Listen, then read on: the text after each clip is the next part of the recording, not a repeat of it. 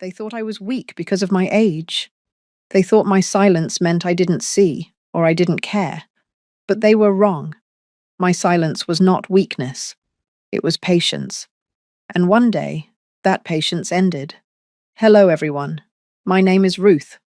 I'm 74 years old. And before I share my story with you, tell me in the comments, where are you watching from? I'd love to know, because this story, it's about family.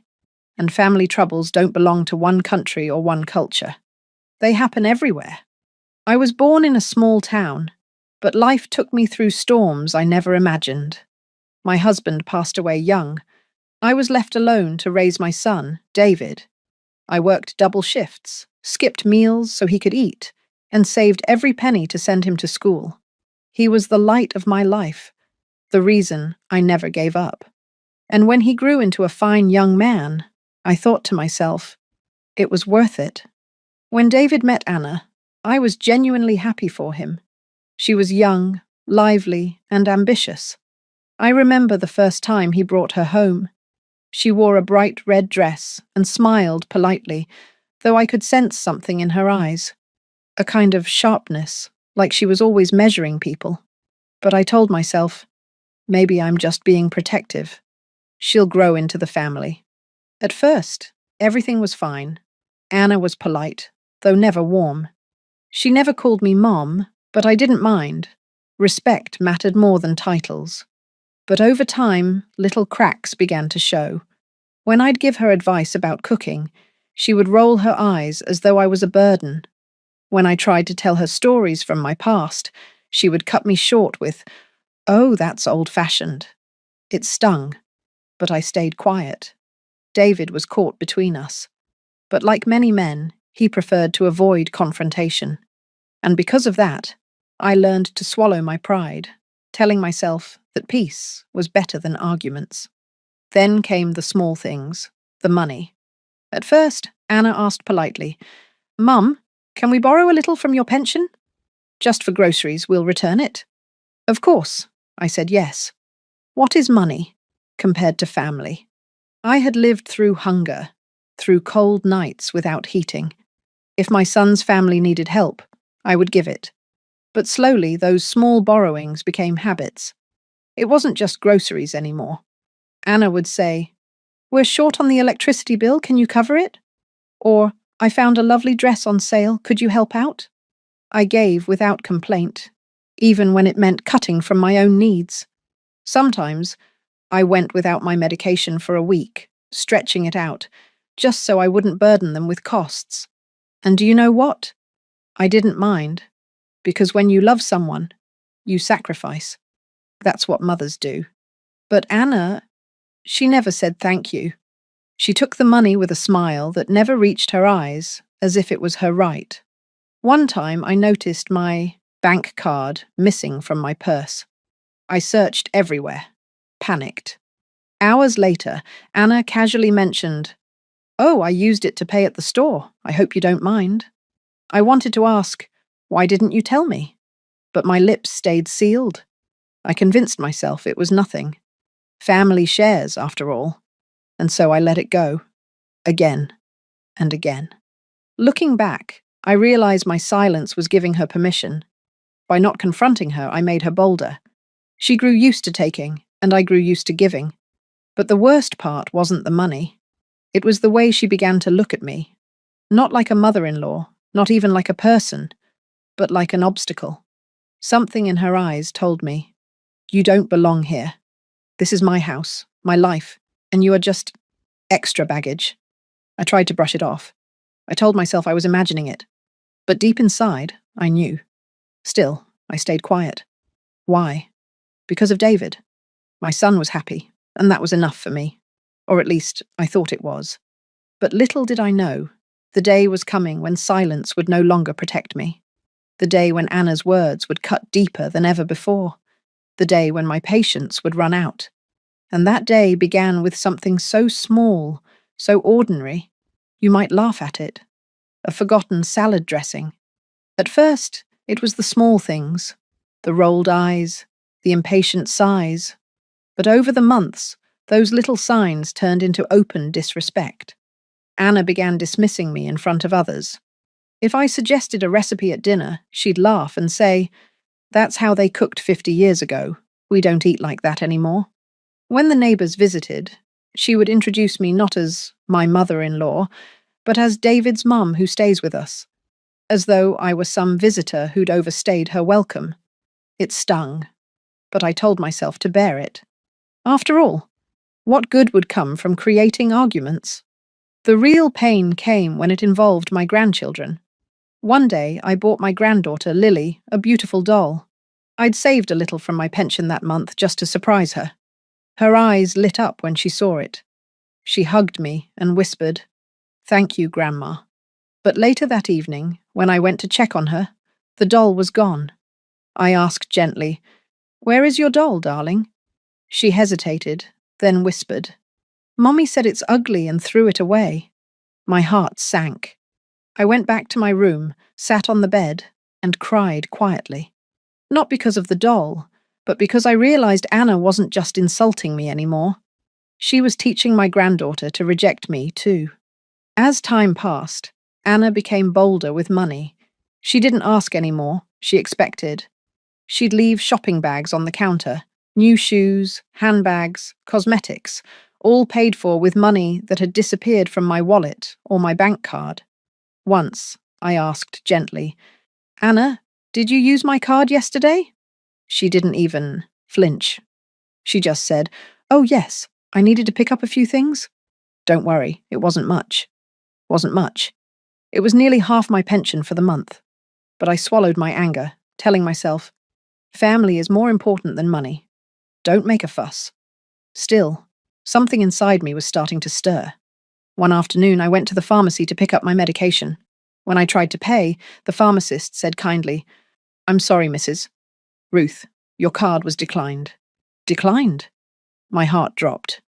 I walked home in silence, clutching the small paper bag with only half the pills I needed. That evening, I overheard Anna bragging on the phone. "Yes, I got it.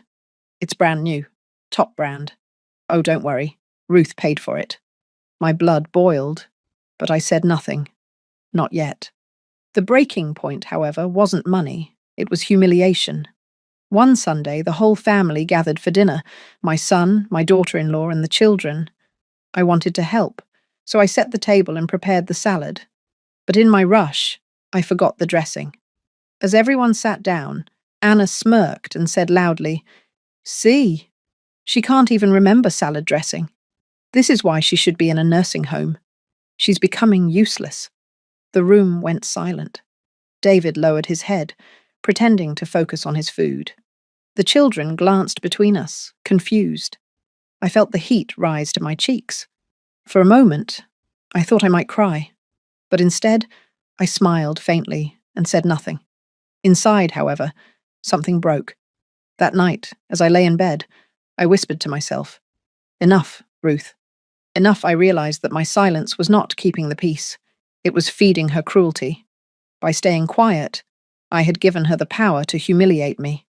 And that was the night I decided I would no longer stay silent. But little did I know, the truth I was about to uncover was darker than I ever imagined. The words echoed in my ears long after dinner had ended. She can't even remember salad dressing. This is why she should be in a nursing home. I lay in bed that night, staring at the ceiling, my heart heavy. It wasn't the missing dressing. It wasn't even the insult. It was the silence that followed it. My son, my David, the boy I had sacrificed my youth for, sat there in silence, avoiding my eyes, pretending to cut his food. He didn't defend me. He didn't even flinch. And that silence hurt more than Anna's words ever could. I closed my eyes and remembered the nights I had stayed up sewing clothes for David when he was a child. The mornings I walked to work in the freezing cold so he could sleep a little longer. The days I went hungry so he wouldn't have to. And now, the same boy who once clung to me, whispering, "Don't leave me, Mama," couldn't even say one word when his wife humiliated me. I thought of leaving, packing my small suitcase and disappearing into some quiet nursing home where no one would mock. Me. At least there, my silence would not be misunderstood. But then a different voice rose inside me. Firm, steady, strong. No, Ruth. You are not done yet. You are not weak. You are not invisible. And if Anna wants to push you into the shadows, then it's time you step into the light. The next morning, I watched Anna as she bustled around the kitchen, speaking to me as if nothing had happened. Don't forget, Ruth, the kids need lunch money. Oh, and we'll need extra cash this week for groceries. You'll help us out, won't you? Her words dripped with entitlement. She didn't even ask. She demanded. I forced a smile, but inside, I was boiling. That was when I began to notice things I had ignored before. Bills that never reached me. Receipts for purchases I never made. My pension money vanishing faster than it should. Anna thought I was too old to notice. She thought my silence was ignorance. But age sharpens the senses in ways youth will never understand. And what I discovered over the next few days, it made my blood run cold. On Tuesday, I visited the bank. I told the teller I wanted to check my statements. The young woman smiled politely, but when she pulled up my account, her face shifted. Mrs. Ruth, have you been making large withdrawals recently? Luxury items, online shopping? My heart sank. No, why? She slid a few receipts across the counter. Jewelry, designer handbags, cosmetics worth more than my monthly pension. And there, at the bottom of each receipt, was my name, signed in handwriting that looked almost like mine, but wasn't. For a moment, my knees trembled. I gripped the counter, whispering, She forged my signature.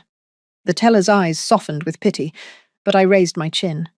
Please print me copies of everything. I walked home slowly, each step heavy but determined. In my bag, I carried proof. Proof that Anna was not just cruel. She was a thief. That evening, as I watched Anna laugh on the phone, showing off her new handbag to a friend, something inside me hardened.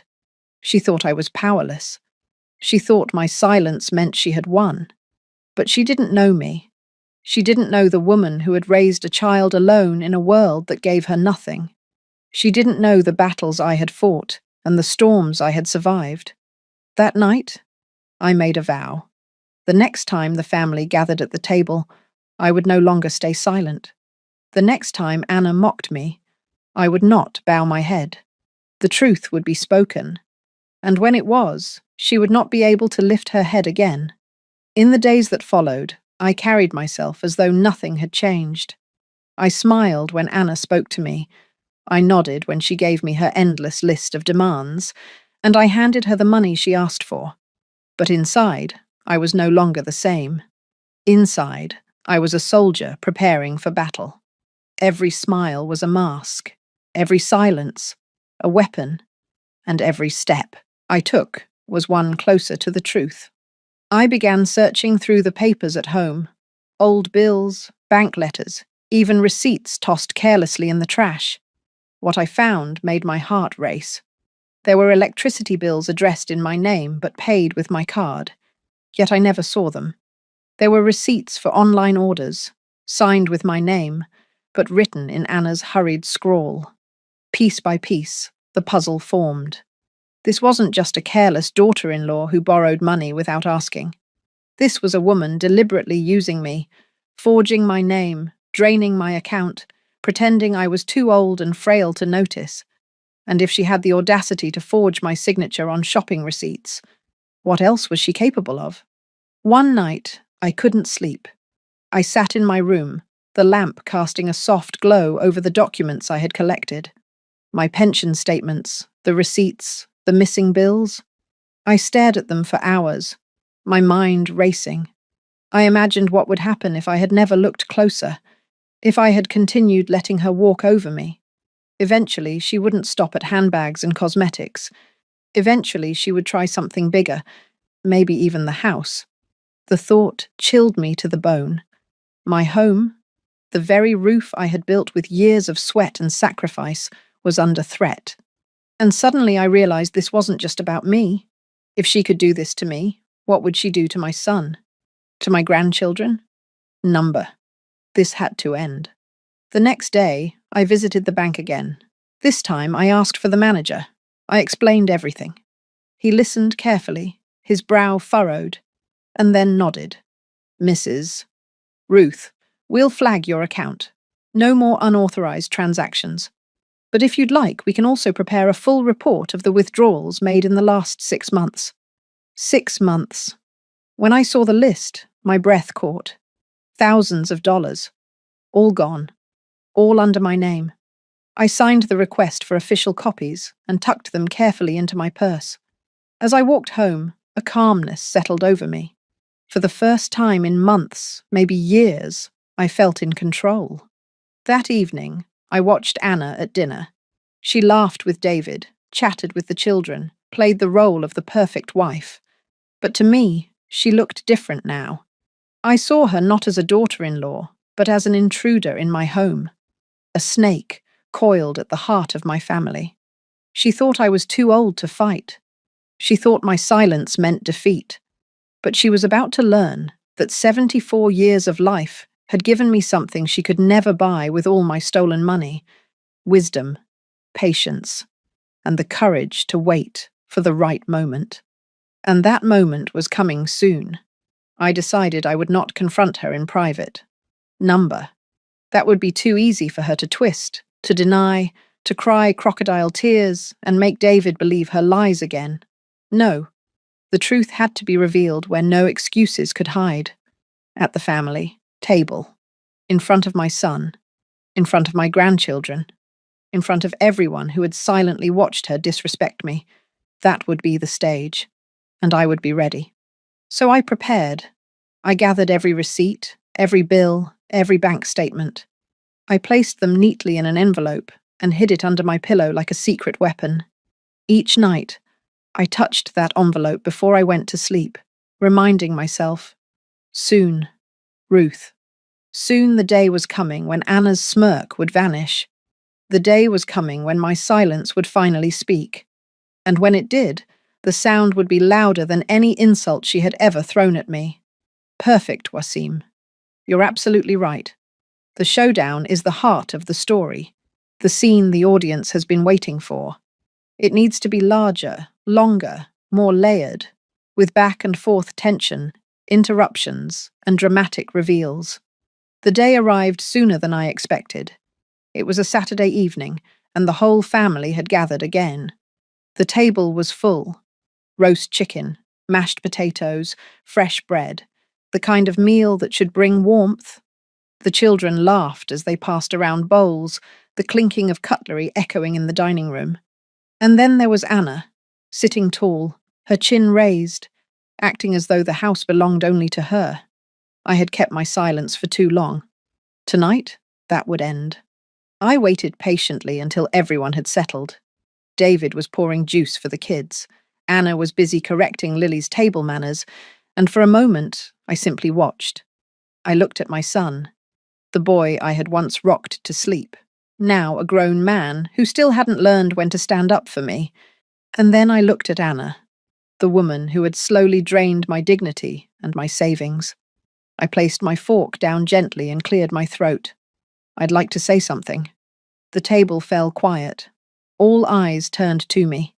Anna smirked. Oh? Is it another old story, Ruth? Maybe keep it short. The children get bored easily. Her words dripped with mockery, and I felt the children glance nervously at each other. But this time I did not smile faintly. This time my voice was steady. No, Anna. This is not a story. This is the truth. And it's time everyone here heard it. Anna frowned, shifting uncomfortably. Ruth, please. Not now. You always make everything dramatic. I ignored her. I reached under my chair and pulled out the thick envelope I had carried like a sword.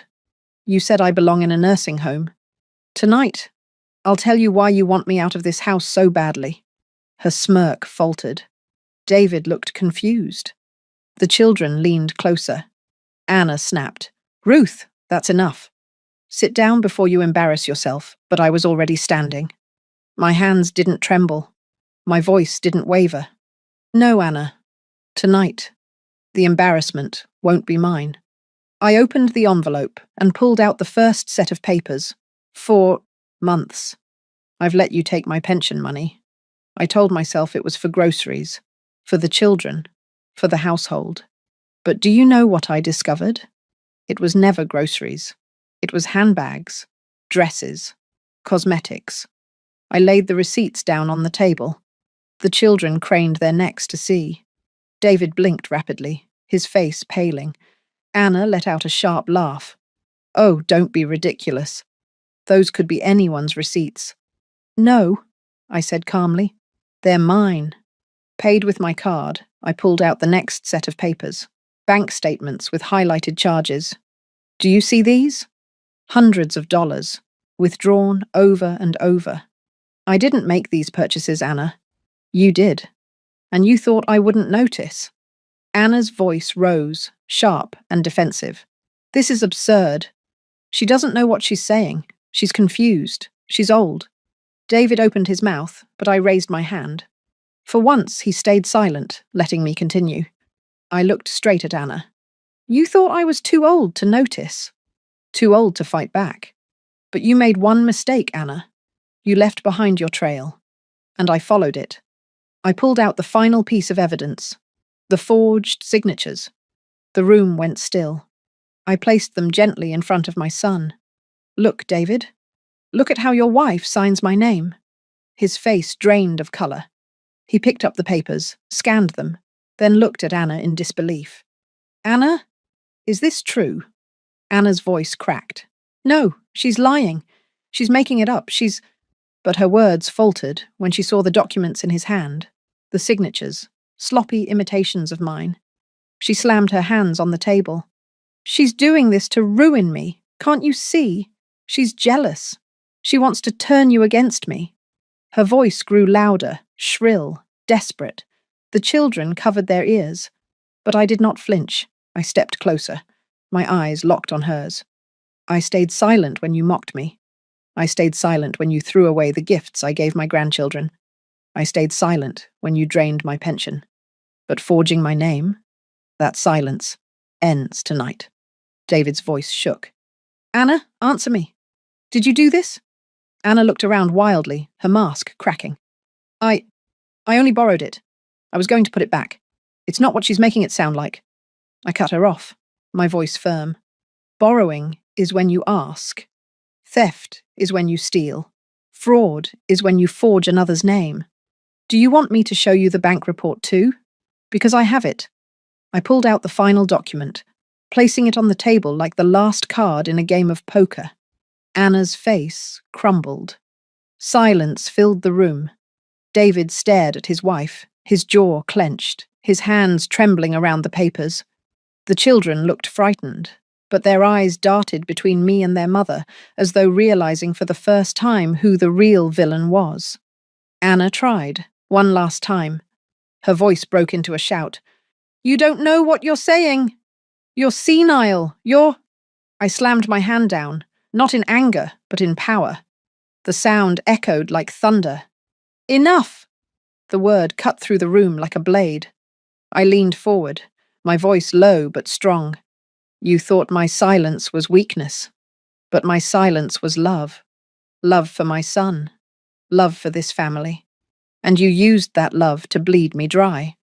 You tried to turn my grandchildren against me. And worst of all, you made my son believe I was a burden.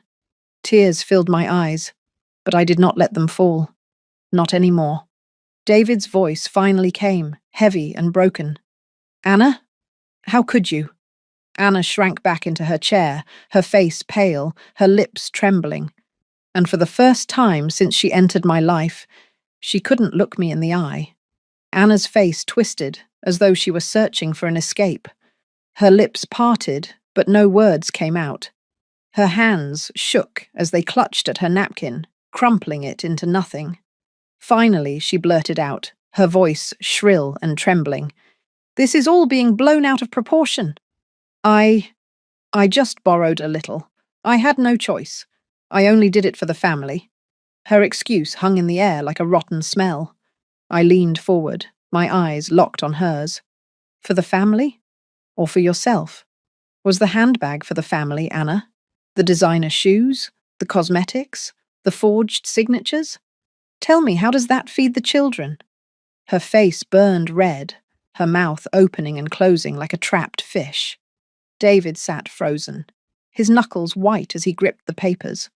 The children watched wide-eyed, sensing that something big was unfolding, something they would remember for the rest of their lives.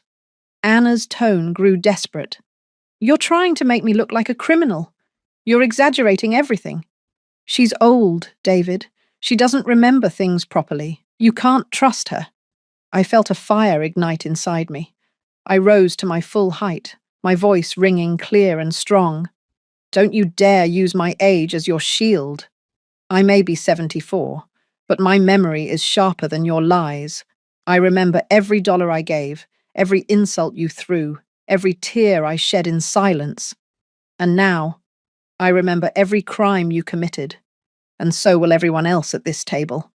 Anna flinched, her body shrinking under the weight of my words. David finally found his voice. He turned to her, his voice low but trembling with fury. "Anna, I asked you a question. Did you forge my mother's signature?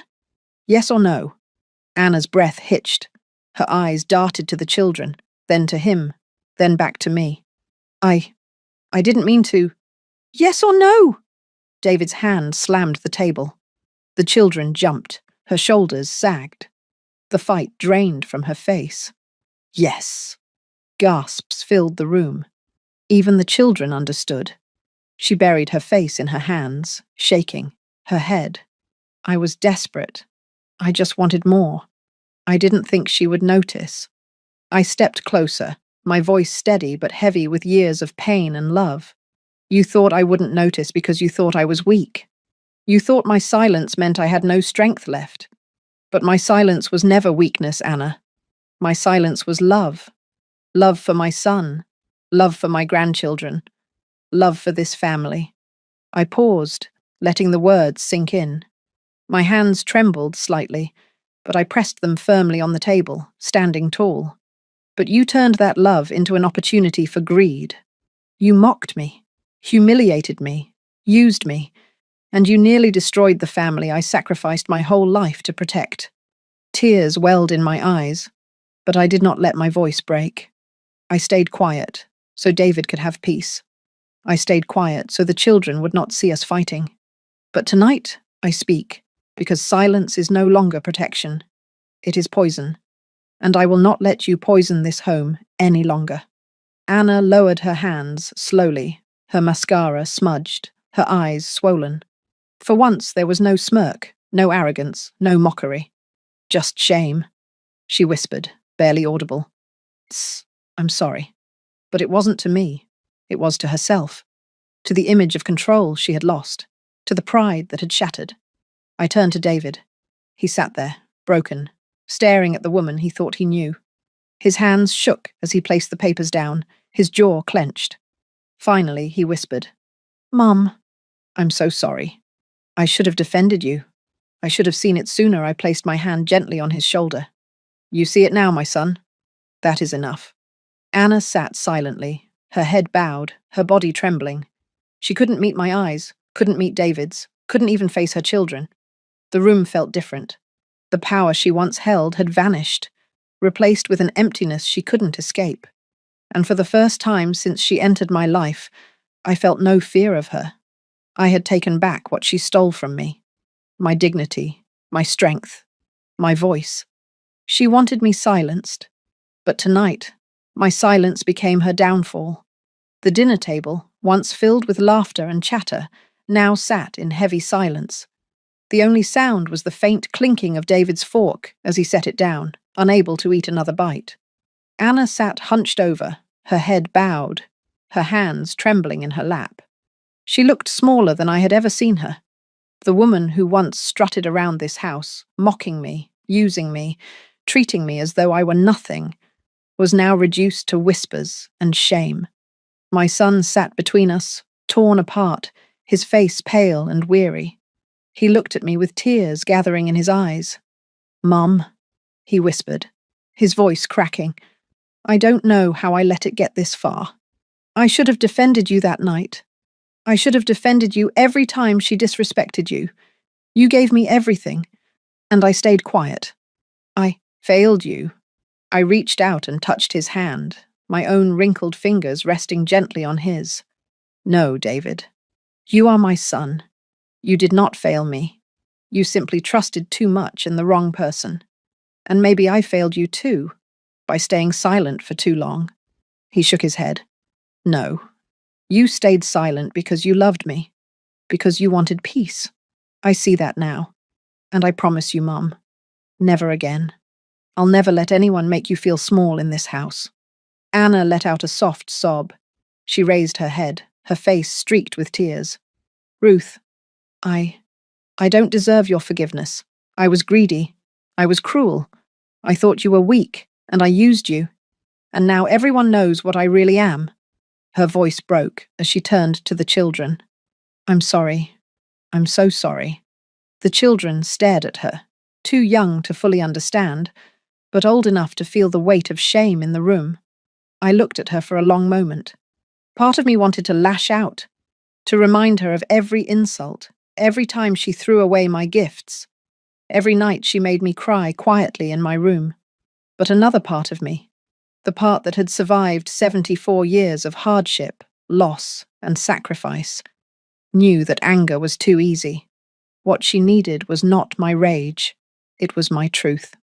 I spoke softly, but my words cut deeper than any shout ever could. Anna, forgiveness is not something you ask for in words. It's something you prove in actions. You humiliated me, stole from me, tried to erase me from my own son's life. You can cry, you can apologize, but the only way I will forgive you is if you change. And if you cannot change, then this family will change without you. Her eyes widened, and she nodded quickly, wiping her tears. I will change. I swear it. I never want to see this look in David's eyes again. I never want the children to see me like this again. I will change, Ruth. I promise. I held her gaze, searching for sincerity. For the first time, I saw not arrogance, not entitlement, but a flicker of humility. Maybe it was real. Maybe it wasn't. Only time would tell. But one thing was certain. She would never see me the same way again. The rest of dinner was quiet. No one had much appetite left. The children were sent to bed early. David cleaned the table in silence, and Anna disappeared into the bedroom, her sobs muffled by the walls. I sat alone for a while, staring at the envelope of papers that had changed everything. It wasn't victory I felt. It wasn't triumph. It was peace. For the first time in years, I felt like I had my voice back, like I wasn't invisible, like I wasn't just the old woman in the corner. I had reminded them all, and myself, that age does not make us weak, that silence does not mean defeat, that love does not mean allowing others to destroy us. Later that night, David came to me once more. He hugged me tightly, just as he had when he was a boy, and whispered, "Thank you, Mom, for everything, for not giving up on me." Tears finally slid down my cheeks. I could never give up on you, my son. You were my reason to live. And you still are. We stood there in silence, mother and son, finally united again. And now, as I share this story with you, I want you to remember one thing. Never let anyone make you feel invisible because of your age. Never let anyone convince you that your silence is weakness. We carry decades of wisdom, strength, and love inside us. And when the time comes to speak, our voices can shake walls. So, my dear friends, thank you for listening to my story. Tell me in the comments, where are you watching from? And have you ever felt underestimated just because of your age? I want to hear your stories too, because together we are not silent. Together we are strong.